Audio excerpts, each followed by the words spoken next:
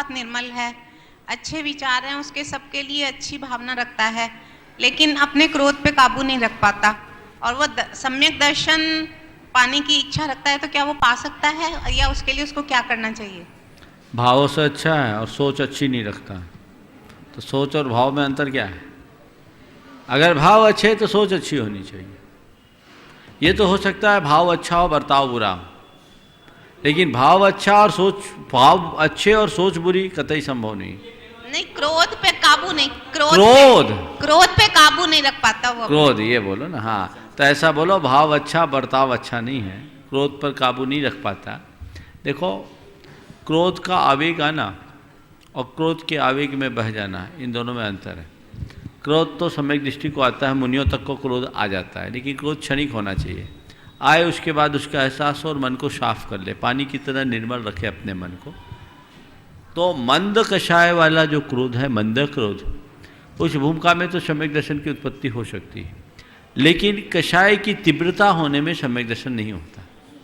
हमारे यहाँ कहा गया है सम्यक दर्शन की उत्पत्ति के लिए विशुद्धि रूप परिणाम चाहिए, उत्तरोत्तर बढ़ती हुई विशुद्धि। तो ये मान करके चलना कि जिस समय गुस्सा आदि की तीव्रता है उस समय सम्यक दर्शन तो होगा नहीं, बहुत संभावना हुआ सम्यक दर्शन छूट जाए। इसलिए जिनके भाव अच्छे हैं उन्हें अपने विचार को और अच्छा रखना चाहिए, विवेक को जगाना चाहिए और इन विकारों पर नियंत्रण रखने की क्षमता विकसित करनी चाहिए। नमोस्तु महाराज। निकिता जैन अजमेर तैयार रहेंगे। शशांक जैन अजमेर। नमोस्तु महाराज जी, नमोस्तु महाराज जी। महाराज जी, जब हमारा किसी दूसरे से विश्वास उठता है तो फिर भी वापस विश्वास करना आसान हो जाता है, लेकिन जब खुद से ही विश्वास उठ जाए तो हम क्या करें उस परिस्थिति में? बहुत अच्छा सवाल है। दूसरों से विश्वास उठने पर हमें विश्वास टूटने का कारण दिखता है और उसके निवारण होने पर वापस विश्वास जम जाता है। खुद से विश्वास जब टूटता है तो प्रायः लोगों को उसको टूटने का कारण पता नहीं लगता और उसकी सोच नकारात्मक हो जाती है। इस कारण से खोए हुए आत्मविश्वास को जगा पाना बहुत मुश्किल होता है। तो इसलिए चाहिए मनुष्य को कि अपने आत्मविश्वास को स्थिर बनाए रखो, और अगर आत्मविश्वास खोता है तो जिस वजह से खोया हो उस वजह को दूर करने का प्रयत्न करें। यदि इसकी सोच सकारात्मक हो, आशावादी दृष्टि हो, मनोबल अच्छा हो, तो अपने खोए हुए आत्मविश्वास को जगा सकता है। वस्तुतः आत्मविश्वास कब होता है, नष्ट कब होता है? जब मनुष्य लगातार विफलताओं का सामना करता है, कई प्रयत्न करने के बाद भी उसे सफलता नहीं मिल पाती, तब कहीं जाकर के मनुष्य का आत्मविश्वास खोता है। तो खोए हुए आत्मविश्वास को पाने के लिए 3-4 उपाय मैं बता रहा हूं। पहला, अपने आत्मविश्वास को जागृत करने के लिए सकारात्मक सोचें। दूसरी बात, सकारात्मकता के बल पर अपने जीवन को जिन्होंने ऊंचा उठाया है उनके जीवन चरित्र से प्रेरणा लें। तीसरी बात, आत्मविश्वास को डगमगाने वाले लोगों से अपने आप को दूर करें, उनसे अपने आप को बचाएं, उनसे अपने आप को दूर रखें। और चौथी बात, ऐसे लोगों की संगति करें जो आपको अच्छी प्रेरणा दे। हमने बचपन में एक कहानी पढ़ी है, आज के संदर्भ में बहुत उपयोगी। 2 भाई थे, एक 10 साल का था, दूसरा 7 साल का था। दोनों चले जा रहे थे जंगल में, दोनों में बड़ा प्यार था, दोनों 2 देह एक प्राण जैसे थे। जो काम करते थे दोनों साथ साथ करते थे। जंगल घूमने के लिए गए, अचानक चलते चलते चलते चलते बड़ा भाई आगे था, छोटा भाई थोड़ा पीछे था, और बातचीत के क्रम में उसे दिखा नहीं, आगे बिना पाट का कुआं था, बड़ा भाई कुएं में गिर गया, छोटा भाई बाहर। बड़े भाई को तैरना भी नहीं आता था। एक ईंट निकली हुई थी, उसे पकड़ करके वो लटका हुआ था, पानी बहुत था। छोटे भाई ने देखा, आवाज लगाई, दूर दूर तक कोई सुनाई नहीं पड़ा। कोई सुना नहीं, कोई था ही नहीं, बियावान जंगल और कोई नहीं। वहाँ एक बाल्टी थी और एक रस्सी थी। उसने उस बाल्टी को कुएं में डाला और उसमें अपने भाई को कहा कि तुम इस बाल्टी में पकड़ लो, इसमें बैठ जाओ। और बाल्टी को पकड़ा, बेटे भाई को पकड़ाने के बाद वो पूरी ताकत लगा करके रस्सी को खींचना शुरू किया, अपनी सारी ताकत लगा दी और धीरे धीरे धीरे धीरे खींचते खींचते अपने भाई को बाहर ला करके दिखा दिया। उसका भाई बाहर आए, दोनों गले मिले, दोनों को बहुत खुशी हुई। घर आए, घर आने के बाद घर वालों को बताया, गांव वालों को बताया, किसी को विश्वास नहीं हुआ कि ये बच्चा अपने इतने बड़े भाई को बाल्टी सहित खींच सकता है, क्योंकि इसमें इतनी भी ताकत नहीं कि बाल्टी भी उठा पाए। खींचा कैसे? किसी को विश्वास नहीं। उस गांव का एक बुजुर्ग था जो बड़ा अनुभवी था, उसने कहा ऐसा हो सकता है, ऐसा हो सकता है। लोगों ने पूछा आखिर ऐसे कैसे हो सकता है?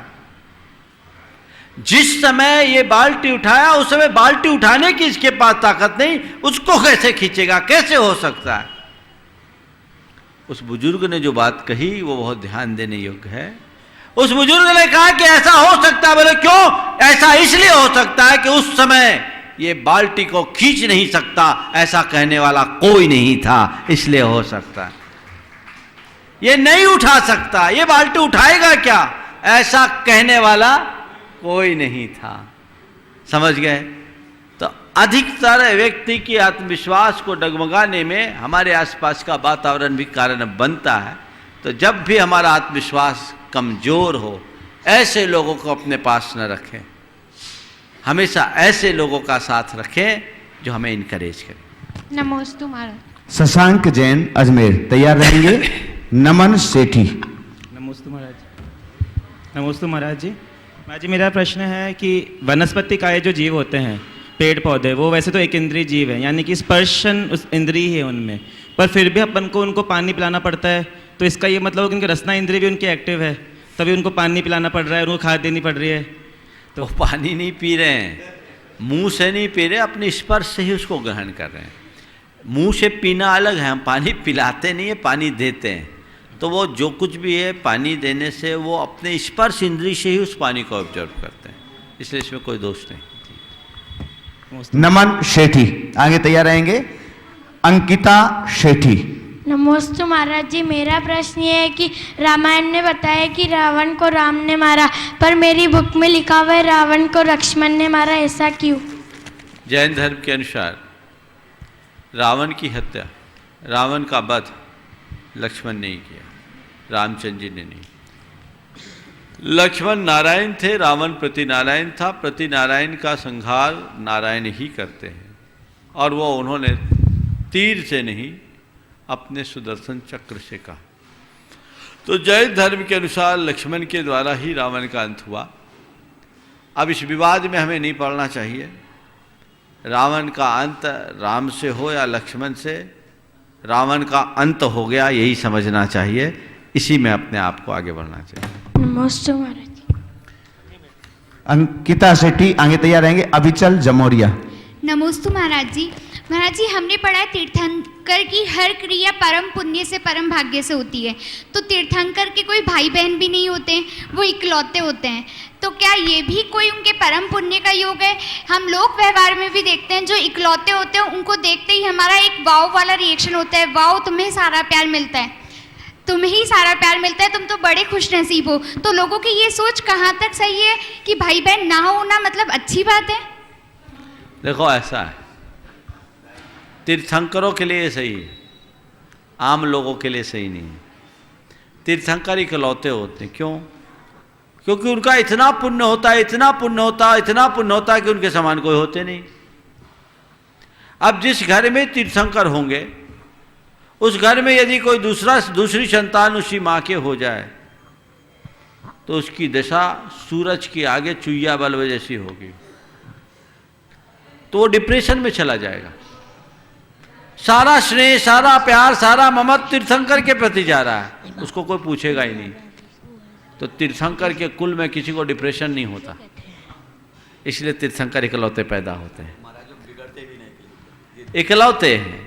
इकलौते हैं और उनको प्यार मिलता है, पर उस प्यार को पचाने की क्षमता भी उनके पास होती है। आज महाराज अच्छा ही है तो लोगों का पुण्य बढ़ रहा है कि घर में एक ही हो रहे हैं, नहीं, वो स्वाभाविक रूप से एक होते हैं और आज लोग कृत्रिम तरीके से एक पालते हैं। पुण्य के नियोग से एक संतान हो कोई बुराई नहीं, लेकिन पाप करके केवल एक संतान को बचाने से बुराई और कोई नहीं। सहज रूप से उत्पन्न होने वाली संतान को रोकने का तुम्हें अधिकार नहीं। संतति नियंत्रण का कृत्रिम उपाय करना घोर अधर्म है। तीर्थंकर के लिए ऐसा होता है कि उनका पुण्य इतना होता है कि क्या थे कि वो बटे नहीं, जो मैंने कारण दिया, डिप्रेशन में ना आए, और वो इतने योग्य होते हैं कि पूरे धरती के गौरव बनते हैं।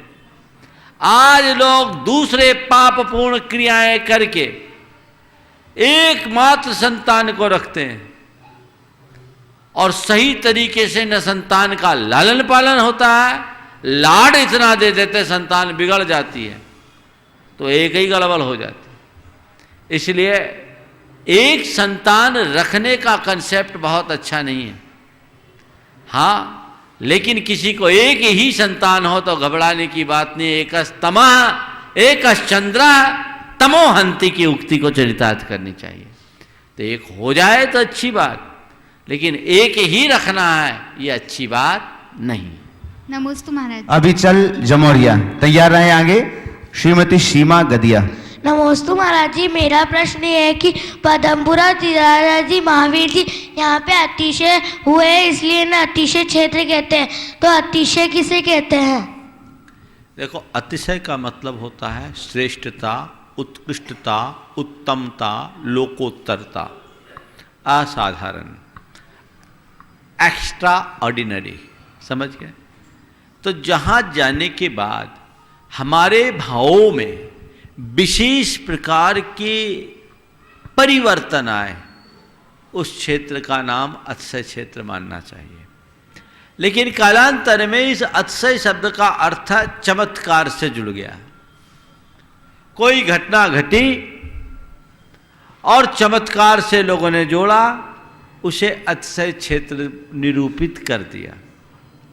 यदि मूल शास्त्रीय अवधारणा के हिसाब से हम विचार करें तो अतिशय तीर्थंकरों की लोकोत्तरता का द्योतक है। जो 34 होते हैं, जो उन्हें संसार के इतर प्राणियों से श्रेष्ठ घोषित करते हैं। इस अर्थ में कुछ क्षेत्रों में जहाँ कोई चमत्कार घटे हों, उस क्षेत्र को अन्य क्षेत्रों से श्रेष्ठ निरूपित करते हुए लोगों ने अतिशय क्षेत्र घोषित कर दिया। हमारे मूलभूत आगम में कहीं भी अतिशय क्षेत्र का उल्लेख नहीं है, इस बात को ध्यान रखना है। सिद्ध क्षेत्र का उल्लेख है, निषीदिकाओं का उल्लेख है, चैत्य चैत्यालय अकृत्रिम जिनालयों को भी अतिशय क्षेत्र के रूप में नहीं कहा, क्योंकि आगम की अवधारणा में अनुसार हर मंदिर अपने आप में एक अतिशय क्षेत्र है, क्योंकि 34 अतिशय संयोग प्रभु परमात्मा वहां विराजमान है। लेकिन लोगों में खिंचाव लाने के लिए अतिशय क्षेत्रों की चर्चा जब भी परंपरा चली आई होगी, ये शोध का विषय है, मैंने इस पर कभी ध्यान नहीं दिया कि अतिशय क्षेत्र की परंपरा कब से चली। शिलालेखों से मालूम पड़ेगा। तीर्थ क्षेत्र, कल्याणक भूमि, निर्वाण क्षेत्र, सिद्ध क्षेत्र, ये तो उल्लेख प्राचीन मिलते हैं, लेकिन इसको भी खोज करना चाहिए कि अतिशय क्षेत्र लिखने का चलन कब से हुआ। और वर्तमान में इसका बहुत प्रचार है, हो तो कोई बुराई नहीं। मैं तो कहूँगा हर वह मंदिर तुम्हारे लिए अतिशय क्षेत्र बन जाएगा जहाँ जाने के भी बाद तुम्हारे हृदय में अतिशय विशुद्धि प्रकट हो जाए। इसलिए अपनी विशुद्धि को बढ़ाने का प्रयत्न करना चाहिए। सीमा गदिया आगे तैयार हैं। विजय मिक्की महाराज श्री पाटनी। के चरणों में त्रिवार नमोस्तु। महाराज जी, मेरा प्रश्न यह है कि हमने चौका लगाया और महाराज यदि नहीं आते, चौके में खाली रहता है और कोई आहार दान में सामग्री देता है और उसी को हम ग्रहण करते हैं, तो क्या हमें पाप लगेगा?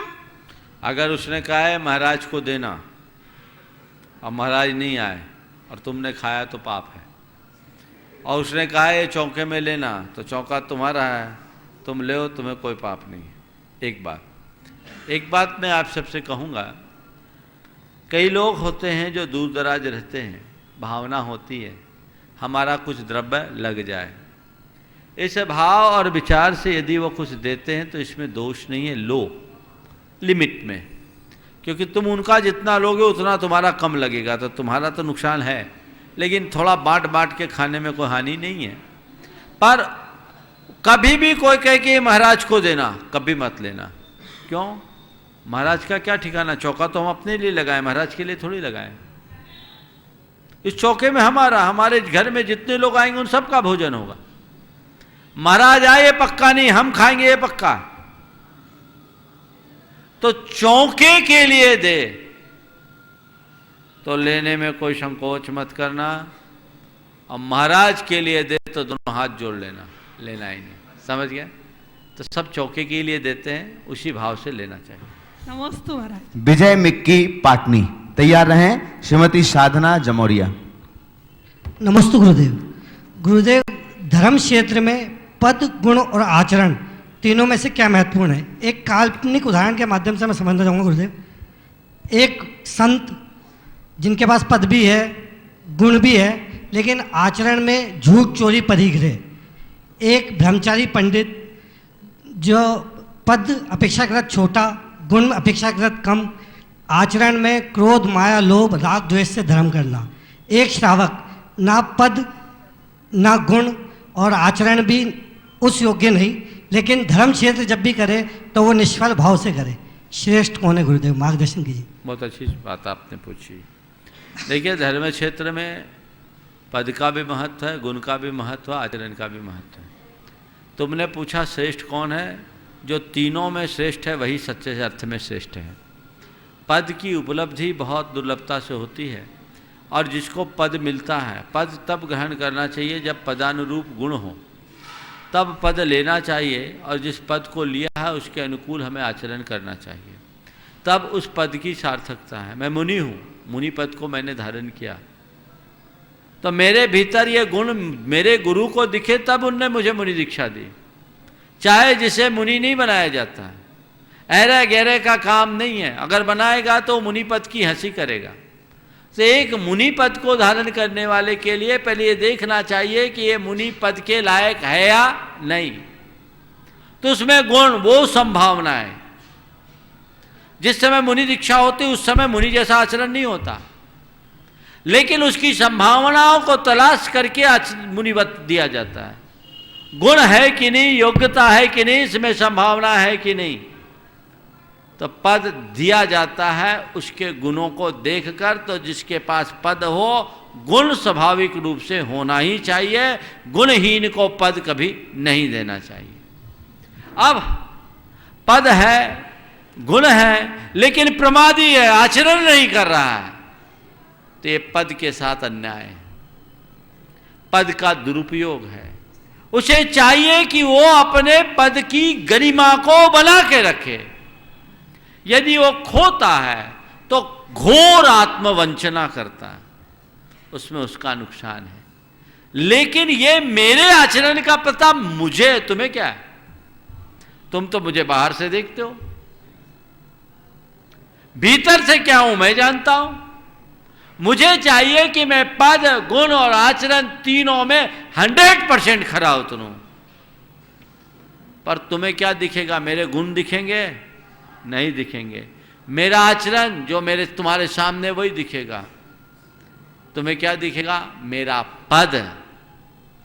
तो इस दृष्टि से देखा जाए तो सबसे पहले पद को प्रणाम करना होगा और ये मानना होगा कि जिस पद को हम प्रणाम कर रहे हैं उसमें वो गुण भी है, वो आचरण भी है। हाँ, स्पष्टतया खुल्लम खुल्ला मेरी गुणहीनता दिखे, मेरा कदाचार दिखे, सुरक्षित दूरी बना लो कि ये इस पद के लायक नहीं है। लेकिन इसका मतलब ये नहीं कि कोई ये कह दे उच्च पद वाला अगर उसके अनुकूल आचरण नहीं कर रहा है तो पद और आचरण से विहीन सामान्य आदमी अच्छा है, उसका ग्रेड तो वो ही रहेगा, वो आगे नहीं बढ़ेगा। हमारे अंदर गुण होना चाहिए, आचरण होना चाहिए और जो जिस पद की भूमिका में है उसे उसकी गरिमा का निर्वाह करना चाहिए। नमोस्तु। साधना जमोरिया तैयार रहेंगे। भागचंद जी विलाला। दोनों महाराज के चरणों में मेरा बारंबार नमस्ते। महाराज श्री केवली भगवान का शरीर बिना आहार के 1 वर्ष कोटि पूर्व तक कैसे स्थिर रहता है? वो केवली भगवान है इसलिए रहता है, उनके केवल ज्ञान का अंश है। हमारा शरीर हमारे आहार से चलता है, ये बहुत स्थूल बात है। हमारा शरीर भोजन से ही नहीं नोकर्म वर्गनाओं से चलता है, इसे नोकर्म आहार कहा। हम प्रति समय वातावरण से पुद्गलों को ग्रहण करते हैं, वो हमारे शरीर के मेंटेन करता है। हम 10 दिन बिना भोजन के रह सकते हैं, लेकिन एक समय के लिए भी बिना आहार के नहीं रह सकते। आहार यानी पुद्गलों को ग्रहण करना, और ये पुद्गलों को ग्रहण करने की जो व्यवस्था है हर जीव की अलग अलग शक्ति के हिसाब से है। आप देखते हैं जो जीव जिस प्रदेश में रहता है उसके शरीर का रंग वैसा होता है। अफ्रीका में काले मिलेंगे, अमेरिका में गोरे, भारत में कश्मीरियों को देख लो एकदम लाल मिलेंगे। क्या हुआ? वहां वैसे वर्गना है। जिस मिट्टी को देखोगे उसमें कीड़े भी उसी रंग के होंगे, क्योंकि वहां वैसे वर्गना है। हमारे तीर्थंकर भगवंतों के लिए कहा गया कि उनकी योग शक्ति प्रबल होती है, मुनि दीक्षा से पूर्व भी और मुनि दीक्षा के बाद भी। मुनि दीक्षा के पूर्व थोड़ी कम होती है, मुनि दीक्षा के बाद और बढ़ जाती है, साधना है। और उसमें धवला में ऐसा आया कि लोक के सर्वश्रेष्ठ पुद्गलों को स्पर्श रस गंध और वर्ण युक्त पुद्गलों को वो ग्रहण करते हैं। सब सुंदर चीजें टॉप के, सबसे अच्छा स्पर्श हो, सबसे अच्छा स्वाद हो, सबसे अच्छी गंध हो और सबसे अच्छे रंग हो। केवल ज्ञान होने के बाद सभी परमात्मा की योग शक्ति प्रबल हो जाती है और उस योग से वे नौकर मर्गनाओं को ग्रहण करते हैं। उनका ये शरीर परमोदारिक बन जाता है, इसलिए उन्हें सामान्य प्राणियों की तरह भोजन पानी की जरूरत नहीं पड़ती और वो सप्त धातु रहित हो जाते हैं। तो सामान्य व्यक्ति की बात को केवल ज्ञानी से नहीं जोड़ा जाता, लेकिन एक विशेष बात बता रहा हूं। केवल सप्त धातु, शुद्ध स्फटिक संकाशम तेजो मूर्तिमयम बपू जायते क्षीण दोषस सप्त धातु विवर्जितम। केवली भगवान का शरीर स्फटिक मणि की तरह एकदम पारदर्शी हो जाता है, तेजोमय हो जाता है और सप्त धातु विवर्जित हो जाता है परमोदारिक होने के बाद। ऐसा आगम का विधान है। तो मैं आपसे कह रहा था ये केवलियों की बात तो बहुत बहुत बड़ी साधारण बात है। हमारे यहां दीप्त तप नाम की एक रिद्धि बताई गई। 7 तप रिद्धियों में दीप्त तप नाम की रिद्धि है। दीप्त तप रिद्धि जिनको होती है वो जीवन पर्यंत सव काल उवास संतोपी, पूरे जीवन उपवास रखे। जिस उम्र में उनको दीप्त तप नाम की रिद्धि हुई उनके शरीर का तेज दैदीप्यमान होता रहेगा, बढ़ता ही जाएगा, घटेगा नहीं। ये किसकी शक्ति है? योग की शक्ति है। तो उसके बल पर ये सब काम होता है। इसलिए घबराना नहीं चाहिए, अच्छी सोच रखनी चाहिए और यौगिक क्रियाएं भी करती रहनी चाहिए ताकि शरीर ठीक ढंग से मेंटेन हो और आप अपने तन मन का सही उपयोग कर सकें। नमस्ते। भागचंद जी विलाला तैयार रहें। अतिशय सोनी। नमोस्तु गुरुवर, नमोस्तु नमोस्तु गुरुवर। हम संसार के पदार्थों को संचय करने में आकुलता करते ही हैं और उनको भोगने में भी आकुलता बनी ही रहती है। लेकिन जो हम धार्मिक क्रियाएं करते हैं जैसे कि अभिषेक वगैरह पूजन, उनमें पूजन में अधिक करने की जो भावनाएं बनी रहती है उसमें आकुलता बन जाती है। ऐसे अभिषेक करने में जो है पहले करने की या जो है शांति धारा पहले करने की, उसमें जो है कषाय भाव बढ़ जाती है, आकुलता हो जाती है। इसी तरह आहार देने के अंदर जो है ज़्यादा देने की या अधिक देने की वो भावना बनी रहती है। इस तरह उनमें भी आकुलताएं बनी ही रहती है। धार्मिक क्रियाएं करने में भी दिन रात आकुलता बनी रहती है। तो गुरु मेरा प्रश्न ये है कि जब इन चीज़ों में भी इतनी आकुलता बनी रहे तो फिर जो छेड़ाला कहा ने कहा कि आकुलता दुख का कारण है, तो फिर जो है फिर ये कैसे इस तरह ये बहुत अच्छा सवाल किया आपका, ऐसे मैंने समझ गया। आपने कहा आकुलता मात्र जब दुख का कारण है, तो जैसे हम संसारिक आकुलताओं में उलझते हैं, धार्मिक क्षेत्र में भी आकुलता करे तो ये कहाँ तक उचित है। मैं आपको बताऊं, निश्चित आकुलता अच्छी बात नहीं है, लेकिन सब आकुलता को एक रूप नहीं देखना। पाप के क्षेत्र में हमेशा पीछे रहो और धर्म के क्षेत्र में हमेशा आगे आने का मन रखो। वो आकुलता नहीं है, वो उत्साह है। संस्कृत के सिद्ध चक्र विधान में एक जयमाल में अहम कई उच्चे, सबसे पहले मैं, सबसे पहले मैं, सबसे पहले मैं करूं ये भाव। पाप करने का प्रसंग आए, पीछी लाइन में खड़े हो जाओ, अरे सब कर लो देखेंगे बाद में, तो मतलब नहीं है। और धर्म करने का नाम समय, सबसे पहली लाइन में मैं, मेरा नाम पहले होना चाहिए, ये उत्साह है। अब कोई को धर्म करने का नाम आया,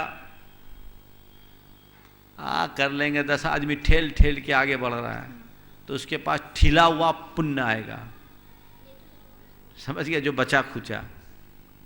और नहीं, ये काम करना है, चलो सबसे पहले मेरा लिखो। नहीं गुरु, लेकिन कषाय भाव बढ़ा करके आगे आ रहा हूं, अभी पूरी बात सुनिए, अभी उत्तर पूरा नहीं हुआ। सबसे पहले मेरा लिखो, ये उत्साह है। उत्साह आपकी पुण्य अभिवृद्धि में विशेष निमित्त बनेगा।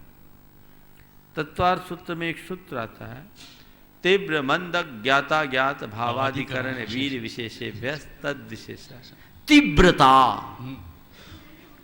उसके साथ वीर उल्लास। तो आपका उत्साह, आपका उल्लास, आपकी उमंग कितनी है, बंधने वाले पुण्य और पाप उस पर निर्भर करता है। तो धर्म के कार्य में उत्साह हो, हाँ, लेकिन उत्साह आगे मैं हूं इस भाव में कोई बुराई नहीं, पर कोई दूसरा आगे हो उसका हाथ खींचने से बुरा कुछ नहीं है। जी तुम कैसे आ गए, ऐसा नहीं करना। मैं ये नहीं, मैं करूं ये भाव रखो, चल तू आ गया, तू कर ले, मैं तेरे साथ, मैं तेरी अनुमोदना कर रहा हूं। लेकिन ये मत सोचो कि आखिरी में मैं, सबसे पहले काम होना चाहिए। जो काम करना है, सब 3 तरह के लोग होते हैं। एक वो होते हैं जो धर्म का कार्य होता है, जैसे नाम सुनते हैं उचक पड़ते एकदम। दूसरे वे होते हैं जब देखते हैं कि सब कर रहे हैं तो हम भी कर लें। और तीसरे वे होते हैं जिनको धक्का मार करके आगे बढ़ाना पड़ता है, समझ गए। तो आप ऐसी गाड़ी पर सवारी करने का मन बनाइए जिसे एक बार स्टार्ट करने के बाद नॉन स्टॉप चले, कहीं रोकना न पड़े, वो पुण्य उपार्जित कीजिए। अगर आप धक्का मारने के बाद आगे बढ़ेंगे तो आपके पुण्य को भी बीच बीच में धक्का लगाना पड़ेगा, जगह जगह गाड़ियां अटकेगी। तो एक जो मैंने शब्द कहा उत्साह और आवेश, इनमें बहुत अंतर है। उत्साह अच्छी बात है, आवेश बुरी चीज, इसलिए आवेश से बचो। ये आकुलता नहीं है, समझ गए ना, ये आकुलता नहीं, ये सौभाग्य सबसे पहले मुझे मिले, ये तो भक्ति है, ये होना ही चाहिए। कौन नहीं चाहेगा ऐसा। लेकिन हां, इसमें अगर आपने अपनी सीमा को खो दिया तो इससे बुरा और कुछ नहीं होगा। अतिशय शौनी। दूसरा प्रश्न और ये था, एक ही अभी बाद में लेना। हाँ। आगे तैयार हैं पवन सरावगी, कोलकाता। नमस्ते महाराज जी, मेरा प्रश्न ये है, मंदिर में गुल्लक पे 4 दान लिखे होते हैं, तो गुल्लक तो एक ही होता है, तो हम जो पैसे डालते हैं वो मिक्स हो जाता है, तो हमें कौन सा पुण्य लगेगा? देखो, तुमको तो पूरा पुण्य में लगेगा, उसके प्रबंधकों को पाप लग सकता है। पहली बात तो 4 दान में पैसा आया, तुम 4 दान करते हो कि नहीं करते ये देखो। कई जगह तीर्थ क्षेत्रों में भी आहार दान के नाम पे रुपया लिया जाता है और उस पैसे का प्रयोग दूसरे कार्यों में किया जाता है। साधु रहते ही नहीं, साधु रहते तो चौका लगाने वाले अपना चौका लगाते हैं। इसी दान के पैसे से साधु को आहार कराना उचित नहीं है। तो वो उसके प्रबंधक पाप के भागी हुए कि नहीं? औषधि दान के नाम पर पैसा लिया, कभी किसी को दवाई को 5 रुपया नहीं दिया। उपकरण दान के लिए लिया, कभी किसी को एक शास्त्र तक नहीं दिया। तो 4 दान, मैं तो एक सुझाव दूंगा, मंदिर के गुल्लक में अब 4 दान का गुल्लक नहीं लगाना चाहिए, क्योंकि आप उसका प्रयोग नहीं कर पाते हैं। क्या करना चाहिए? मंदिर में गुल्लक रखो, एक मंदिर की व्यवस्था के लिए, उसमें लिखो प्रबंध मद। प्रबंध मद से जो पैसा है उससे आप सैलरी दीजिए, कोई पाप नहीं हो, निर्माल्य नहीं है। सब ने कंट्रीब्यूशन दिया, हमारे माली पुजारी और साफ सफाई करने वाले लोगों को जो पगार तनख्वाह देंगे, कहाँ से देंगे? हमने अपना कंट्रीब्यूशन दिया, दे दिया। एक लगाओ देव द्रव्य, जिसमें भगवान के पूजा प्रक्षाल आदि का, उसका एक पाई इधर उधर नहीं होना चाहिए।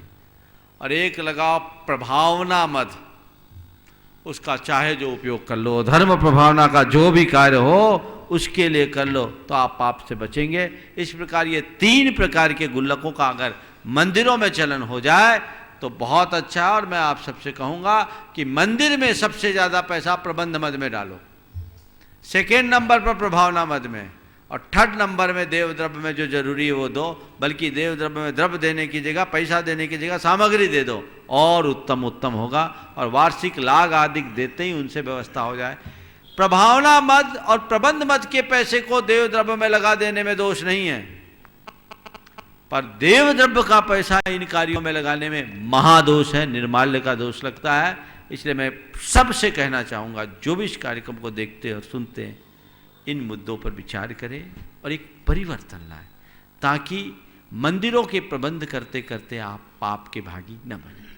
नमस्ते महाराज जी। पवन सराबगी, कोलकाता। आगे तैयार रहेंगे श्रीमती सुनीता बरजात्या। त्याग कर भेष दिगंबर धार लिया, सम्यक दर्शन ज्ञान चरित्र से जिसने मन को बांध लिया। प्रश्न पूछो। शिव नारी को वरने का है जिनने दृढ़ संकल्प किया, ऐसे तपोनिधि प्रमाण सागर सतगुरु को हमने नमन किया। महाराज जी, मेरे और मेरे परिवार की ओर से, समस्त कलकत्ता समाज की ओर से आपको त्रैकाल बार नमोस्तु नमोस्तु नमोस्तु। मेरा प्रश्न ये महाराज जी, अरहंत, अरहम और अरहंत, अरहम और अरहम, ये तीनों एक शब्द हैं न अलग अलग है? अरहंत, अरिहंत और अरहम, ये पूछना चाह रहे हैं। हाँ। देखिए, इन तीनों को अरहंत और अरिहंत तो एक अर्थ में चल जाते हैं, लेकिन अरहम एक अलग शब्द है। अरिहंत, अरहंत एक शब्द है अरुहंत। अरिहंत, अरि यानी शत्रु, जिन्होंने अपने मोहरूप शत्रु का हनन कर दिया वो कहलाते अरिहंत। फिर है अरहंत। अर्ह शब्द होता है पूज्यता के अर्थ में। अरहंत, अरहत शब्द बनता है उससे संस्कृत में। जिन्होंने अपनी आध्यात्मिक पवित्रता के बल पर जगत पूज्यता को प्राप्त कर लिया उन्हें बोलते अरहत। उसी अरहत का प्राकृत रूप बन जाता अरहंत। और अरुहंत, रूह का अर्थ होता है उगना। जो अरुहंत है, जो अब पुनः जन्म नहीं लेंगे, ऐसे जीवन मुक्त परमात्मा को अरुहंत कहते हैं। तो अरहंत परमेष्ठिन, प्रभु परमात्मा के लिए ये तीनों शब्द प्रयोग में आते हैं। अरहम परमेष्टि का वाचक एक बीज है। अरमित्यक्षरम ब्रह्म वाचकम परमेष्टिना सिद्ध चक्रस्य सद्बीजम सर्वतः प्रणिदद्म है। तो प्रणमामि हम प्रणिदद्म है, एक ही बात है। तो ये अरहम इति अक्षर ब्रह्म, ये एक ब्रह्माक्षर इसे बीज मंत्र के रूप में लिया गया है जो परमेष्टियों का वाचक है। समझ गए? ये साधु परमेष्टि में भी अरहम लगा देते हैं। ओम ह्रीम अरहम बोलते हैं कि नहीं बोलते हैं? राम ह्रीम रूम रोम रह, ये तो बीजाक्षर बदलते हैं, लेकिन अरहम शब्द का प्रयोग कई अर्थ में परमेष्टियों के साथ लगाया जाता है। ये सिद्ध चक्र का बीज है, इसलिए अक्षर ब्रह्म स्वरूप अरहम को अलग रूप में लेना, अरहम और अरहंत को एक मानना उचित नहीं। सुनीता बरजात्या, आगे तैयार रहें। सोनू सोनी। नमोस्तु गुरुदेव, नमोस्तु गुरुदेव, नमोस्तु गुरुदेव। महाराज जी, हमारी शंका है, जैसे सोमवार को चंदा प्रभु भगवान की पूजा करी, वार के अनुसार पूजा करते हैं, नवग्रह विधान करना चाहिए नहीं करना चाहिए, नवग्रह स्त्रोत बोलना चाहिए नहीं बोलना चाहिए? देखिए, पूजा आपको जो करना है करो, पर क्यों कर रहे हो इसको पहले दिमाग में रखो। आप सोमवार को चंद्र प्रभु भगवान की पूजा करो, कोई दिक्कत नहीं है, जिस भगवान की जब इच्छा है तब कर लो। पर चंद्र प्रभु भगवान की सोमवार को ही क्यों करूं, ये इस प्रकार उत्तर मुझे दे दो। बोलो। महाराज, मेरी इच्छा होती कि वार बदल बदल के करूं, कोई पाप नहीं, पर सोमवार को, आज सोमवार है, मुझे चंद्र प्रभु भगवान की पूजा करनी है, मंगलवार को वासुपूज्य भगवान की ही करनी है, शनिवार को मुनिषु व्रत की ही करनी है, इसमें भी दिक्कत नहीं। क्यों? बस कारण बताओ मुझे, फिर मैं उत्तर दूं। जो करते आप करते हो क्या ऐसा? जो करते उनको उत्तर देना। क्यों करते हैं बोलो? तुम्हारे माध्यम से अनेकों को उत्तर जाएगा। बस तो नवग्रह विधान में लिखा हुआ है, जैसे सोमवार को नवग्रह विधान करते हैं ना महाराज जी। नवग्रह विधान करते हो, क्यों करते हैं? तो उस पे लिखा हुआ है जैसे सोमवार को चंदा प्रभु भगवान की करनी है, मंगलवार को। उस क्यों लिखा करनी है? तो हमने बोल दिया ये काम करनी है, कर लेती हो क्या? क्यों लिखा तो है उसमें, क्यों करनी वो तो मुझे बताओ, मुझे नहीं मालूम। वही तो आपसे सोमवार को चंदा प्रभु भगवान की पूजा करनी है, करनी चाहिए, ऐसा लिखा आपने कहीं पढ़ा और आप करती हो? नहीं पढ़ा मैंने। किसी ने कहा? नहीं। तो फिर क्यों करती हो? न किसी ने कहा, न किसी ने कहीं पढ़ा, और फिर क्यों करती है? क्या पिछले जन्म से सीख के आई? बोलो, घबराओ नहीं। मैं सोच रहा हूं तुम लोगों से कहलवा। साइकोलॉजी है तो ठीक है ना महाराज जी, दूर हो जाएगी मेरे दिमाग पे जो टेंशन। अब सुनो, बता रहा हूं, आप बोल नहीं पा रहे, अब मैं खोल देता हूं। मैं चाह रहा था कि ये बात आपके मुंह से निकले ताकि मुझे बोलने में थोड़ी सी अनुकूलता हो। चलो, इस बात को मैं खोलता हूं। सोमवार को चंद्र प्रभु भगवान की पूजा करो ताकि मेरा चंद्र ग्रह अनुकूल हो। मंगलवार को वासुपूज्य भगवान को पूजो ताकि दंगल न हो। बुधवार को कौन से भगवान है भैया? शांतिनाथ, ताकि बुध ग्रह नियंत्रित हो। गुरुवार को आदिनाथ, ताकि गुरु ठीक हो। शुक्रवार को पुष्पदन, ताकि हमारे जीवन में शुक्र ठीक बना रहे। और शनिवार को मुनिषु व्रत, ताकि शनिचर शांत हो। और रविवार को पारसनाथ, ताकि सूर्यदेव का प्रताप न हो। राहु केतु के लिए क्या? अब सुनो, ये आपने किया, उद्देश्य आपका बदल गया। आपने पूजा, आपकी पूजा का उद्देश्य क्या हो गया? ग्रह की शांति। क्या हो गया? और हम पूजा करते क्यों हैं? भगवान की गुणों को, मन की शांति के लिए, पाप की शांति के लिए, आत्मा की शांति के लिए, कर्मों की शांति के लिए, इसलिए करते हैं ना। तो आप अपनी शांति के लिए ना करके ग्रह की शांति करोगे तो ग्रह की शांति हो या ना हो, खुद की शांति तो मिलनी नहीं।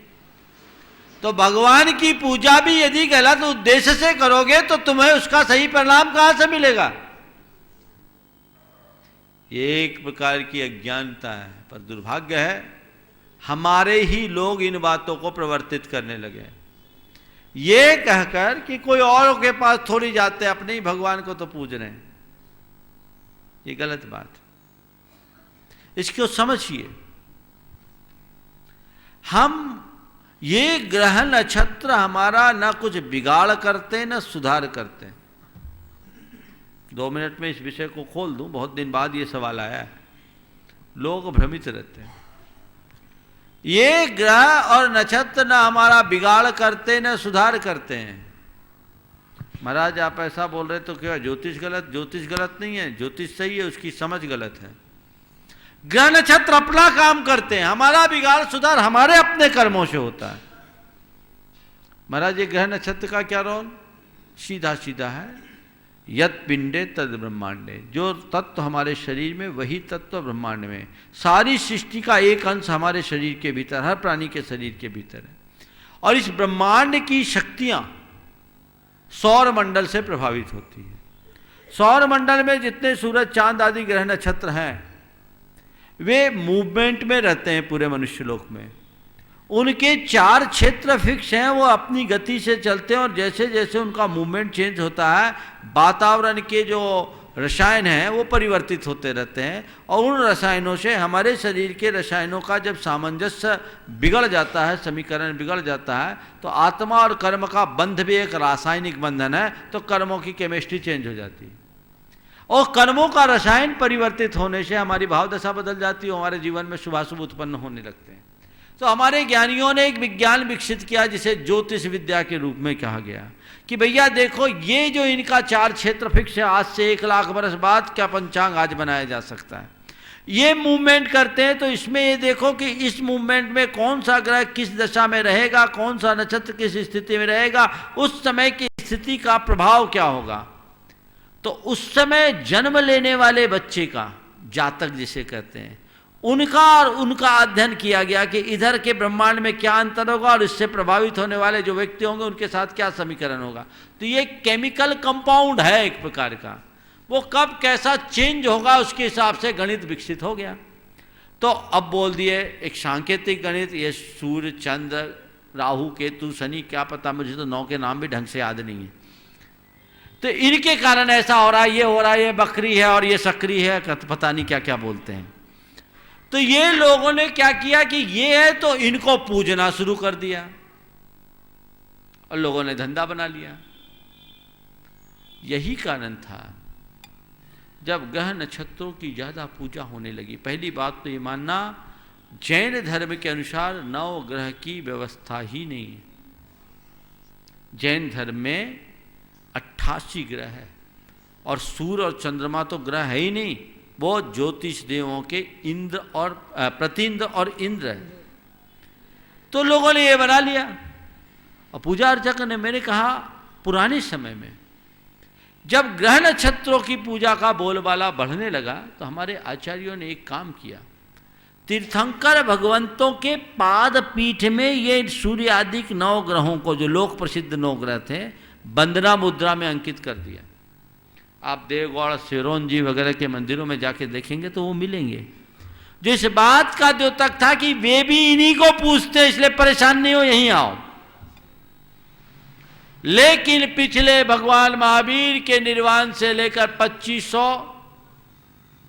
वर्ष तक एक भी नवग्रह मंदिर नहीं बना। कभी आपने देखा कोई पुराना? सब ने 24 तीर्थंकरों को ही पूजा। दुर्भाग्य है 20वीं शताब्दी के अंत में और 21वीं शताब्दी में अब जगह जगह नवग्रह मंदिर बनना शुरू हो गया।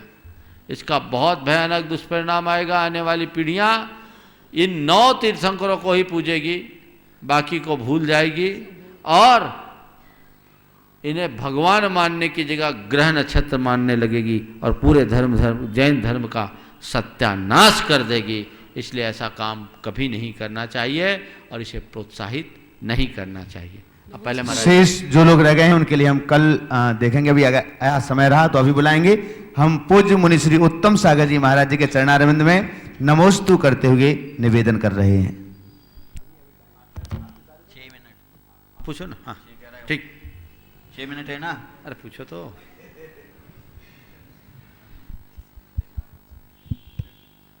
नमस्ते महाराज जी, नमस्ते नमस्ते। एक प्रश्न बार बार मन में आता है कि रत्नत्र के प्राप्ति के लिए मुख्य रूप से 3 कर्मों को विशेष महत्व दिया जाता है। जैसे सम्यक दर्शन की प्राप्ति के लिए दर्शन मौनी, चारित्र की प्राप्ति के लिए चारित्र मौनी और सम्यक ज्ञान के लिए ज्ञानावरणी कर्म। क्या यह 3 ही कर्मों से रत्नत्र की प्राप्ति होती है? क्या अन्य कर्मों की आवश्यकता नहीं है? उसकी कोई योगदान नहीं है क्या इसके लिए? देखिए, बहुत अच्छा सवाल आपने किया। मेरे रत्नत्रय की प्राप्ति के लिए 3 की भी आवश्यकता नहीं, केवल मोहनी कर्म के 6 उपशम की जरूरत है। ज्ञानावरण कर्म का 6 उपशम तो सभी जीव को विद्यमान है, उसके लिए हमें कोई अतिरिक्त पराक्रम करने की जरूरत नहीं रहती। केवल श्रद्धान बदल जाए तो ज्ञान अपने आप सम्यक ज्ञान हो जाता है। ज्ञानावरण के लिए हमें कुछ नहीं करना पड़ता। पुरुषार्थ जब किसी आत्म साधक को करना होता है तो पहले मिथ्यात्व से लड़ने के लिए किया जाता है, तो दर्शन मोहनी का शमन होता है। मोहनी कर्म में 2 हो गए, और फिर चारित्रिक क्षेत्र में आगे बढ़ने के लिए चारित्र मोहनी का भी उपशम 6 उपशम चाहिए। जो सबसे पहले चारित्र ग्रहण करता है तो 6 उपशम चारित्र ही ग्रहण करता है।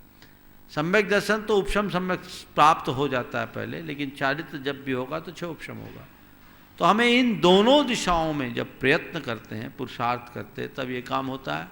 कई लोग क्रम से पुरुषार्थ करते हैं, पहले दर्शन मोहनी को खत्म करके सम्यक दर्शन और सम्यक ज्ञान प्राप्त करते हैं कुछ, और बाद में सम्यक चारित्र। लेकिन कुछ कुछ जीवों में एक साथ ऐसा पराक्रम प्रकट होता है जो दर्शन मोहनी और चारित्र मोहनी को एक साथ उपशमित और 6 उपशम कर लेते हैं, और सम्यक दर्शन, सम्यक ज्ञान और सम्यक चारित्र तीनों के धनी बन जाते हैं। इसलिए हमें उसको दोनों को साथ साथ लेकर के चलने की संभावना को भी देखना चाहिए। बाकी कर्मों का कोई बाकी कर्म साथ में, उसके लिए हमें पुरुषार्थ करने की आवश्यकता नहीं। बहुत अच्छा सवाल है। बाकी कर्मों के लिए हमें एक्स्ट्रा पुरुषार्थ करने की जरूरत नहीं है। इन कर्मों के 6 उपशम के लिए जो आत्मा का पुरुषार्थ जागता है, उसके प्रतिफल स्वरूप अन्य कर्म भी अपने आप शांत होने लगता है। जैसे हम कहें कि अन्य कर्मों की सत्तागत स्थिति जब तक अंता कोड़ा कोड़ी सागर नहीं होती, तब तक सम्यक दर्शन की प्राप्ति नहीं होती। अन्य कर्मों के कार्यक्रम चलते हैं। जैसे कहते हैं ना, सेना नायक को खदेड़ो तो बाकी पीछे तो अपने आप सब चले जाएंगे। तो पुरुषार्थ मुख्य रूप से मोहनी कर्म के लिए यहां ही नहीं महाराज, केवल ज्ञान प्राप्त करने के लिए भी मूल पुरुषार्थ तो मोहनी कर्म के 6 के लिए लगता है। दूसरा शुक्ल ध्यान, इस ध्यान का फल है एक प्रकार से। मोहनी कर्म के 6 कर लेने वाले के 3 कर्म निश्चयतः क्षीण होंगे। बाद में केवल ज्ञान होगा, और केवल ज्ञान के बाद शेष घातिया कर्म 6 होंगे। जड़ है, जड़, सब कर्मों की जड़ मोह, उसको उखाड़ना पड़ता है पहले। बाकी चीजें तो आजू बाजू की है, सब अपने आप फड़ जाती। इसलिए आत्मा का सबसे प्रबल पुरुषार्थ मोह को जीतने का होना चाहिए। यही हमारा सबसे बड़ा शत्रु। पूछो, क्या रहे तो पूछना ही पड़ेगा। समूह शरण में जो जीव जाते हैं, समूह शरण में जाते ही अंधा आदमी देखने लगता है, बहरा आदमी सुनने लगता है, और लंगड़ा चलने लगता है। ये सब जो होते हैं, क्या तीर्थंकर के पुण्य से होते हैं, क्या इस जीव के पुण्य के उदय से? अगर इस जीव के पुण्य से उदय से होते हैं तो इसने तो पुण्य का मत किया नहीं, तो अचानक पुण्य का उदय आया कहाँ से? और तीर्थंकर का पुण्य का उदय है तो फिर उसकी समूह शरण में जो भी जाते सभी के होना चाहिए, ऐसे जो आगे जो अभावी नहीं जा सकते हैं। बहुत अच्छा है। हमारे कर्म के उदय में द्रव्य क्षेत्र काल भाव का महत्वपूर्ण स्थान है, ये हम सब जानते हैं। हमारा पाप चल रहा था, लेकिन किसी योग्य क्षेत्र पर हम पहुंच गए तो हमारे पाप में ब्रेक लगता है और हमारे पुण्य के उदय की शुरुआत हो जाती है। निमित्त बनाओ स्थान। भगवान के पुण्य से अंधा देखता नहीं, गूंगा बोलता नहीं, लंगड़ा चलता नहीं, पर भगवान के पुण्य प्रताप से वहां का जो आभा मंडल होता है, वहां की वर्गलाएं ऐसी हो जाती है कि आने वाले व्यक्तियों का पाप शमित होता है, प्राणियों का पाप शमित होता है और उनका पुण्य जाग जाता है और पुण्य जागने से उनके रुके काम पूरे हो जाते हैं। ये द्रव्यक्षेत्र काल भाव का प्रभाव है। निमित्त नैमित्तिक संबंध है। तो यथार्थ तो ये है, लेकिन लोग भाषा में कहेंगे क्या, भगवान के प्रताप से ऐसा हो गया। और यही कहना, ये मत कहना हमारे पुण्य से हो गया। तो तुम्हारा पुण्य तो तुम्हारे घर में भी हो जाए तो हम जाने। आभार जीवन भर होगा, चमत्कार तो उन्हीं का, हम क्या है? क्योंकि वो निमित्त ना मिले तो ये काम नहीं हो सकता। इसलिए द्रव्य क्षेत्र काल भाव के निमित्त को कभी भूलना नहीं चाहिए और उसे हम जब ध्यान रख करके चलेंगे तभी हमारे जीवन में सार्थक उपलब्धि होगी। जैन कर्म सिद्धांत को बहुत व्यापक संदर्भ में हमें समझ करके चलना चाहिए और ऐसा हम समझेंगे तो निश्चयतः हम अपने जीवन को ऊंचाइयों तक पहुंचा पाएंगे। आज महाराज जी ने 2 प्रश्न पूछे, मैं तो चाहता हूँ रोज़ कम से कम 2-3 प्रश्न महाराज के रहने चाहिए। इनके प्रश्न हैं आप सबके लिए बड़े अच्छे प्रश्न हैं और सबको लाभ मिलता है। मैं आज के सत्र को परम पूज्य गुरुदेव के चरणों में नमन अर्पित करते हुए यहीं पर विराम दे रहा हूँ। बोलिए परम पूज्य आचार्य गुरुवर श्री विद्यासागर जी महाराज। गुणायतन जैन धर्म का एक अति महत्वपूर्ण ऐतिहासिक कदम होगा जो सारे लोक के जीवन के गुणात्मक परिवर्तन का आधार बनेगा और जीवन का गुणात्मक परिवर्तन ही मोक्ष मार्ग में सहायक होगा। इतिहास का हिस्सा बनने का अवसर कुछ ही जीवों को प्राप्त होता है, या यूं कहिए कि कुछ भाग्यशाली जीव ही ऐसे कल्याणकारी अवसर का लाभ उठा सकते हैं। आइए आप भी यथाशक्ति दान करें, इस मुहिम का हिस्सा बनें।